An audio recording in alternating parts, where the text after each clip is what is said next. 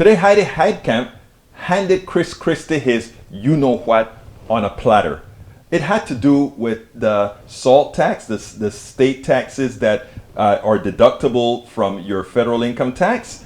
And but anyhow, I want you to listen to this, but I want to dispel the fallacy that Trump and Christie and all these Republicans have about northern states and their taxation, etc. Let's listen to this and then we'll go ahead and take it on the other side. Very, very important. You have to evaluate this in the context of not just the daycare provisions, but also the pre-K provisions. And we can argue about whether we should federalize the regulation of pre-K, which I think Senator Cassidy talked about. But this bill clearly is targeted towards working families. And that's what we need to do. We need to send a message that we're about helping working families. And let me tell you, there's a lot of people deferring having children today in America because they can't afford daycare. They can't afford to raise children. We've got to turn that around today. And I want to just say about the SALT tax. It is cumulative with the income tax. So to say, oh, you know, the average is $6,000, what your income tax in New Jersey is pretty darn high too. Yeah. And you add that to it. Well, this is going to help a lot of middle class families. And we can argue, Chris, about whether it should be 80 grand or whether it should be 50 grand. But I think that there's a lot of middle class families who are going to benefit in those blue states for the cap. Of course, you're subsidizing in blue states the decisions of blue state governors and legislators to continue to raise their taxes. And that's what you're doing, Heidi. But if you want to go there, Chris, you want to do that? That's fine. But what you're doing is you're saying that higher taxes at the state level and at the local level are going to be forgiven in New Jersey by people in South Dakota. Yeah, and those people who pay those taxes in New Jersey subsidize southern states who get more federal assistance than northern states. It's not about that is a very important concept that I want to get over first. Let's clear that.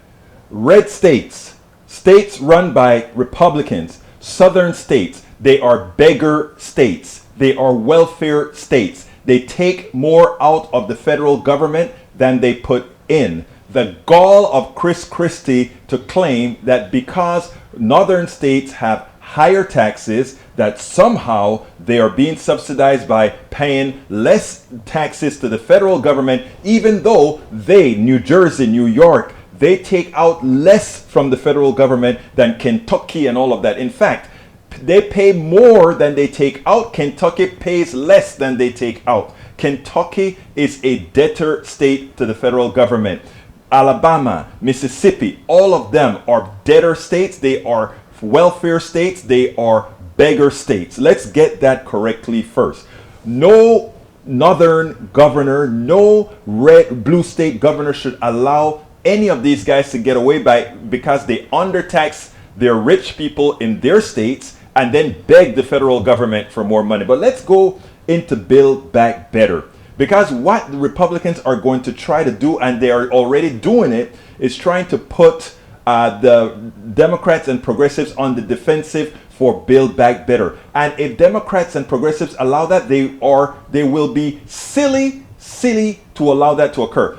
Go fighting, go in with an attack for Build Back Better. Go in and ask these people, why aren't they supporting that which supports the people in their own states? Why aren't they supporting giving their citizens child care? Why aren't they supporting giving their citizens family leave? Why aren't they supporting all these issues that Build Back Better supports and that most Americans as well support? It is imperative that you go ahead from a position of strength, something that I find Democrats are not doing sufficiently right now, and they're allowing the hypocrisy of Christie and other conservatives to come and let them believe somehow they are not doing their part, or somehow their way, their ideology, their policies are better. Their policies are killing people.